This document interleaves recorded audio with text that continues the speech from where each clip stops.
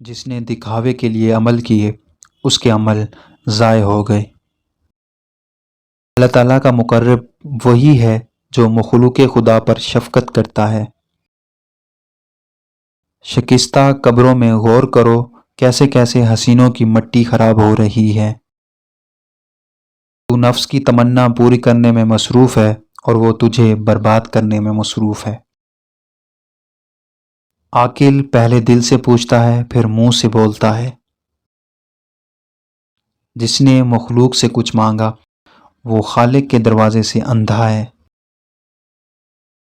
اللہ تعالیٰ اور نبی صلی اللہ علیہ وسلم کی محبت فقر و فاقہ سے ملی جلی ہوتی ہے۔ تیری غفلت کی نشانی اہل غفلت کے پاس بیٹھنا ہی ہے۔ تیرا کلام بتا دے گا کہ تیرے دل میں کیا ہے۔ تو کوشش کر کہ گفتگو کا آغاز تیری طرف سے نہ ہوا کرے اور تیرا کلام جواب بنا کرے۔ بے ادب خالق و مخلوق دونوں کا معتوب ہے۔ غیر ضروری بات کا جواب دینے سے بھی زبان کو بند رکھ۔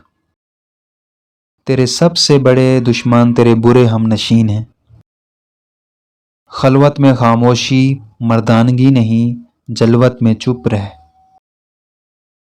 مستحق ساحل اللہ تعالیٰ کا ہدیہ ہے جو بندے کی طرف بھیجا جاتا ہے۔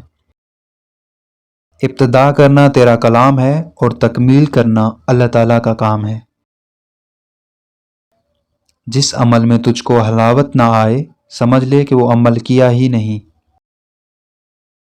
غربت پر راضی رہنا بے انتہا ثواب کا موجب ہے۔ موت کو یاد رکھنا نفس کے تمام امراض کی دوا ہے۔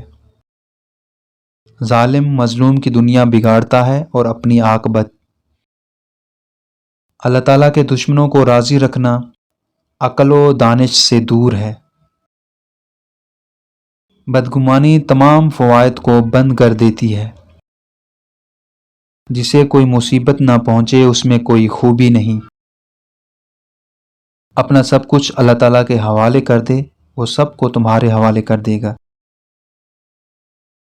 جو اپنے ہاتھ کے ناخن منہ سے کاٹتا ہے تو سمجھ جاؤ بہت جلد اس گھر میں منحوسیت چھا جائے گی اور رزق میں کمی کر دی جائے گی۔